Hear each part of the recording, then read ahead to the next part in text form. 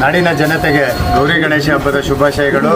ದೇವರು ಪ್ರತಿಯೊಬ್ಬರಿಗೂ ಆಯುರ ಆರೋಗ್ಯ ಐಶ್ವರ್ಯ ಕೊಟ್ಟು ಸಂಪತ್ತು ಕೊಟ್ಟು ಕಾಪಾಡಲಿ ಅಂತೇಳಿ ವಿನಾಯಕನಲ್ಲಿ ಪ್ರಾರ್ಥಿಸ್ತೇನೆ.